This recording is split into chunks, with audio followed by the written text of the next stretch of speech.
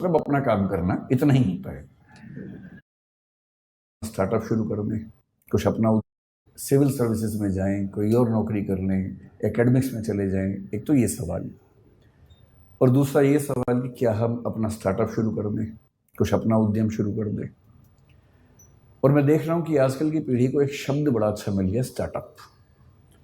हमारी पीढ़ी ने भी स्टार्टअप किए। मुझे 2 साल पहले ही पता लगा कि जो मैं कर रहा हूँ कई साल से वो स्टार्टअप ही होता है। वरना मैं 2 साल वरना तो मैं 3-4 साल से बड़ा परेशान था कि पूरा देश स्टार्टअप कर रहा है और हमने कभी किया ही नहीं। तो मुझे एक बार गूगल पे जाके सर्च करना पड़ा कि स्टार्टअप क्या होता है, व्हाट इज स्टार्टअप। तो पता लगा स्टार्टअप का मतलब अपना काम करना, इतना ही होता है। तो फिर मैं समझ गया कि अच्छा। तो मैंने 1-2 पढ़े लिखे लोगों से पूछा, तो जो मैं करता हूँ क्या वो स्टार्टअप हो सकता है? बोले हाँ वो स्टार्टअप, आपको तो सक्सेसफुल स्टार्टअप है। तो मुझे बड़ी खुशी हुई कि मैंने ये काम कर लिया। वरना दुविधा रहती कि सारी दुनिया कुछ कर रही है और हमारे वर्तमान सरकार उस पर इतना जोर दे रही है और हमने किया ही नहीं वो काम। आप लोग संयोग से हमारे पूरे भारतीय इतिहास के उस दौर में हैं। मैं इस पे आता हूँ 2 मिनट के बाद, इस वाक्य को पूरा करूंगा। उससे पहले एक संकेत करता हूँ। हर देश में जो इकोसिस्टम है उसमें सपने अलग अलग होते हैं। और ये आपके सपने दरअसल आपके सपने होते नहीं हैं, आपके सपने आपके समाज के सपने होते हैं जो उसने आपके मन में बैठा दिए हैं। ऐसा संयोग नहीं है कि हमारे पास जो बच्चे आते हैं उनमें से बिहार, उत्तर प्रदेश, राजस्थान के बच्चे आमतौर पर सिविल सेवक बनने के मूड से ही आते हैं। और यदि मैं उनसे कहूँ कि कभी अपना स्टार्टअप सोच के देखो, तो उनके चेहरे पर ऐसा भाव आता है कि मैं क्या सोच रहा था और आप मुझे किस लायक समझ रहे हैं। क्योंकि उनको जो वैल्यू सिस्टम है जो सोसाइटी ने दिया है वो सिविल सर्वेंट बनने का ही है। उनके लिए उससे बड़ा कोई सपना है नहीं। लेकिन जब मैं गुजरात के लोगों से मिलता हूँ, विशेष रूप से मारवाड़ी या सिख समुदाय के लोगों से मिलता हूँ, तो उनसे नौकरी की बात कर रहा हूँ, हंसने लगते हैं कि नौकरी क्यों करेंगे, धंधो करेंगे, धंधो, अपना काम करेंगे भाई, अपना ही उद्यम करेंगे। सारा खेल वैल्यू सिस्टम का है। हम उस समाज के लोग हैं जहां ज्यादा पैसा कमाने का सम्मान ज्यादा नहीं है। आप कितना ही पैसा कमा लें, लोग आपको सम्मान देंगे नहीं जब तक आप उससे बड़ा कुछ नहीं कर लेंगे। लेकिन कई देश ऐसे हैं, कई समाज ऐसे हैं जहां पर धनी होना, सफल उद्यमी होना अपने आप में एक सक्सेस की निशानी है। मैं एक एग्जाम्पल देके बात करता हूँ।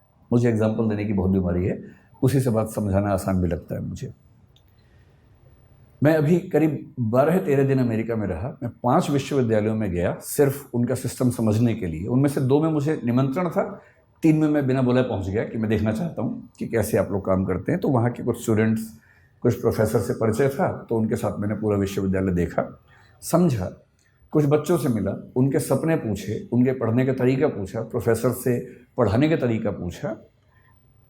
पर्पज़ ये था कि कल को अगर मैं कोई विश्वविद्यालय शुरू करूं, जो कि मेरा एक सपना है, तो मेरे पास एक टेम्पलेट हो या कई टेम्पलेट्स हों कि एक अच्छा विश्वविद्यालय कैसा होता है और बच्चों की पूरी ग्रूमिंग का तरीका क्या होना चाहिए।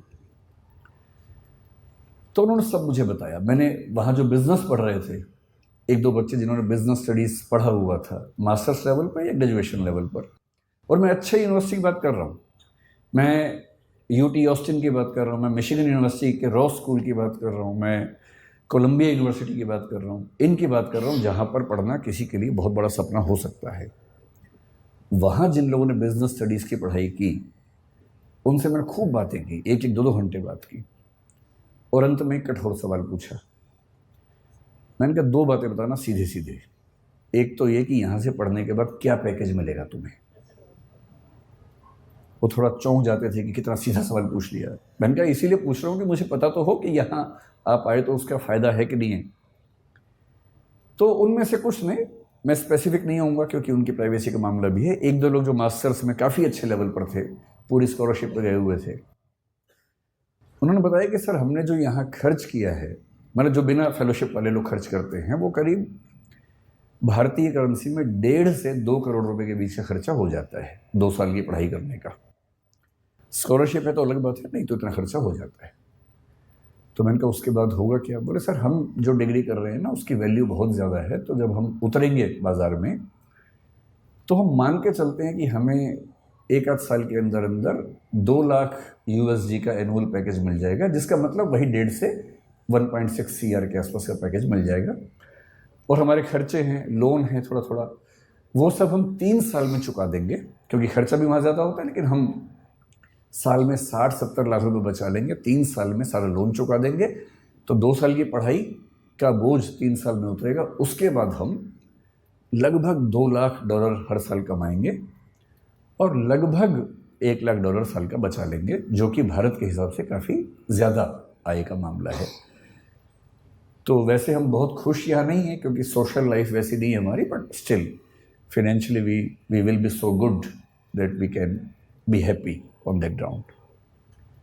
तो मैं उनसे बहुत प्रभावित हुआ। मैंने कहा वाह क्या बात है, आप खूब सफल हों, अच्छे उद्यम करें, और जैसे जैसे आगे बढ़ेंगे फिर तो पता नहीं क्या होने वाला है। बाद में 2 लाख से बढ़ के 2.25 होगा, 2.5 होगा। मैंने कहा सीधे बताओ कि 20 साल बाद कितना होगा। काफ़ी सोच के बोले कि सर जो 2-3% लोग हैं सबसे शानदार, वो 20 साल बाद शायद $3 लाख के आसपास भी आ जाएंगे, 2.5 करोड़ कमा लेंगे। मैं बड़ा ये जो बच्चा था, अच्छा अमेरिका में टैक्सी चलाने वाला आपको अमेरिकन तो आमतौर पर नहीं मिलेगा, 10 में से 1 मिलेगा, बाकी 9 विदेशों के लोग मिलेंगे जो ग्रीन कार्ड पे हैं या वर्क वीज़ा पे हैं और अपनी रोजी रोटी वहाँ कमा रहे हैं। लेबनान के मिलेंगे, कुवैत के मिलेंगे, और जो मुझे कल मिला काजिकिस्तान का, हाँ काजिकिस्तान का मिला, ताजिकिस्तान का सॉरी मिला।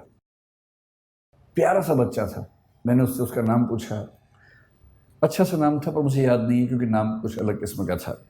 अगर आपको बहुत शौक है तो मैंने नाम नोट कर लिया था, मैं नोट कर लेता हूँ खटाक से, ताकि मैं बाद में केस स्टडी की तरह उसे कहीं कोट कर सकूं, क्योंकि मेरा काम ही ये है कोट करना जगह जगह जाके। तो मैंने देखिए, मैंने एक नोट बना रखा है, टेकअवेज ऑफ USA ट्रिप 2023। उसमें जो आखिरी स्टडी है वो है टैक्सी टू JFK एयरपोर्ट। उसका नाम था गाई राटी, 23 साल का बच्चा था, ताजिकिस्तान से। मैंने उसको इंग्लिश नहीं आती थी, ताजिक भाषा आती थी जो मुझे नहीं आती थी, उसे हिंदी भी नहीं आती थी। अच्छा, ऐसे में क्या होता है कि इशारों की भाषा में काम चलता है फिर थोड़ी देर के बाद तो, और इशारों की भाषा यूनिवर्सल है। और अंग्रेज़ी इतनी उसको आ गई थी कि सेंटेंस का स्ट्रक्चर नहीं आता था ना, बाकी तो आता ही था, आई गो ताजिकिस्तान ईयर, तो इतना बात समझ में आ गया था कि साल में एक बार जाता है। तो इस तरह से सिंटेक्स के बिना जो भाषा काम करती है उस भाषा में काम चल रहा था। तो मैंने पहले उससे पूछा व्हाट्स योर नेम, उसने घूर के देखा, मैं कहा नेम, वो समझ गया नेम पूछ रहा है, तो उससे बताया गाई राटी। फिर मैंने कहा एज, तो उसने कहा 23 ईयर्स। भारत में फूफा लोग इतना करने के बाद तो रिश्ता तय कर लेते हैं, तो उसके चेहरे पर भी ये भाव था कि क्या ये रिश्ता तय करने वाला है। तो मैंने उससे कहा नहीं मैं तो कुछ और पूछना चाह रहा हूँ। फिर मैंने कहा गाई राटी कब से हो अमेरिका में? उसने कहा 1 ईयर। तो मैंने कहा वीज़ा कैसे मिला? बोला ग्रीन कार्ड। तो मुझे ध्यान आया कि ग्रीन कार्ड के मामले में डाइवर्सिटी पॉलिसी काम करती है, हर देश से कुछ लोगों को मिलता है, तो उसमें उसको मिल गया होगा। तो मैंने बहुत सहानुभूति के भाव से पूछा, मैंने गाई राटी कितना कमा देते हो यार? मुझे लगा बोलेगा बहुत कम कमाता हूँ, इस भाव से थोड़ी सी टिप मिल जाए अंत में, और मैं उसको बहुत खुश होकर $10 की टिप दूंगा और एहसान कर दूंगा अंत में, मुझे भी खुशी हो जाएगी। तो उसने कहा कि ऑलमोस्ट $400 to $500 एवरी डे। अच्छा, भारत का आदमी सीधे 80 से गुणा करता है वहाँ जाके, जो भी फिगर सुनता है खटाक से गुणा करता है। मैं घबरा गया, भाई ये तो बहुत ज़्यादा कमा लेता है, इसका मतलब तो बहुत ही ज़्यादा कमा लेता है। मैंने कहा अच्छा। फिर मैंने कहा how many days in a week you work, क्योंकि वहाँ सब 5 दिन काम करे, 2 दिन मस्ती करते हैं। बोला ऑल 7 days, क्योंकि मस्ती तो वहाँ के लोग करते हैं ना, बाहर से जाते हैं वो तो भविष्य में मस्ती करने के मूड में होते हैं, अभी मेहनत करते हैं। फिर वो समझ गया कि मेरी इनकम काउंट करना चाह रहा है, तो उससे खुद ही बोला on average I earn $12,000 to $14,000 per month. फिर मैंने 80 से गुणा कर दिया खटाक से, तो मैं समझ गया कि ये महीने के 10 से 12 लाख कमा लेता है। तो मैंने उससे फिर पूछा दिस इज योर रेवेन्यू और दिस इज योर सेविंग? भाई आप तो कॉमर्स के लोग जानते हैं, रेवेन्यू अलग है, सेविंग अलग है, नेट इनकम है कि ग्रॉस इनकम है, उसी में सारा खेल हो जाता है। और वैल्यूएशन की दुनिया इसी खेल पे चल रही है कि कुछ का कुछ बोल के वैल्यूएशन करवा लेना है। तो उसने कहा दिस इज़ माई सेविंग।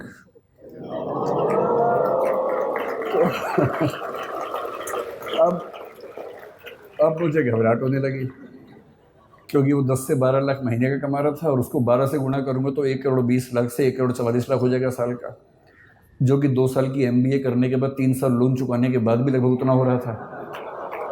तो आप लोग बुरा मत मानिएगा, MBA वाले लोग है ना, आप लोग कॉमर्स की दुनिया में पढ़ रहे हैं, बुरा मत मानिएगा, मैं तो केवल ये बताना चाह रहा हूँ कि दुनिया के रुझान क्या हैं।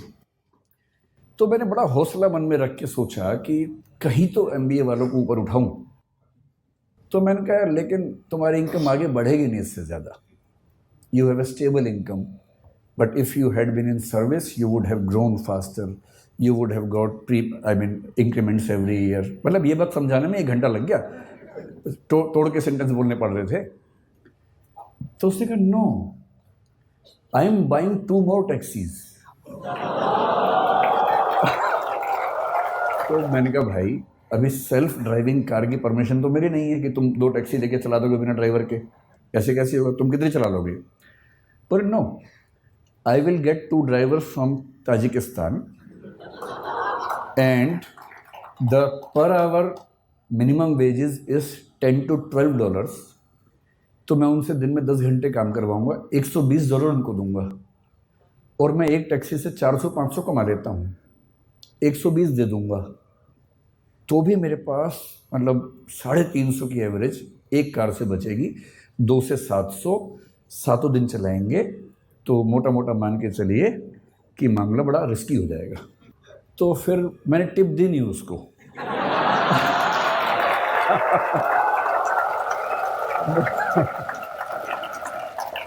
मुझे चिंता थी कि जब मैं उतरूंगा कहीं वो मुझे टिप ना दे दे थोड़ी सी कि भाई आपने इतना पूछा, थोड़ा आप चिंतित हो गए होंगे, अगर आपको टिप चाहिए हो तो आप ले सकते हैं। और मज़े की बात क्या बोला, साथ में पढ़ाई भी करता है वो, इस सब के साथ साथ वो ऑनलाइन या हाइब्रिड करके कुछ पढ़ाई भी करता है साथ साथ। तो मुझे लगा कि श्रीराम कॉलेज ऑफ कॉमर्स के लिए सही केस स्टडी मिल गई मुझे, क्योंकि यहाँ बिजनेस कॉन्क्लेव में तो ऐसी बात करनी चाहिए। तो मैं अपनी बात को केवल 10 मिनट में सार इस एनेक्डोट के माध्यम से समझाना चाह रहा हूँ। आप लोग अभी युवा हैं, जिंदा हैं और सपने देखते हैं। जिंदा होने का मतलब वो नहीं होता है ना, जिंदा होने का मतलब होता है जो जिंदा हो तो फिर जिंदा नजर आना जरूरी है, ये मतलब होता है ना। जिंदा एक बहुत प्रसिद्ध शेर है, उसूलों पे जो आँच आए तो टकराना ज़रूरी है, जो जिंदा हो तो फिर जिंदा नज़र आना ज़रूरी है। तो मैं इसलिए कह रहा हूँ कि आप लोग ऊर्जा से लबरेज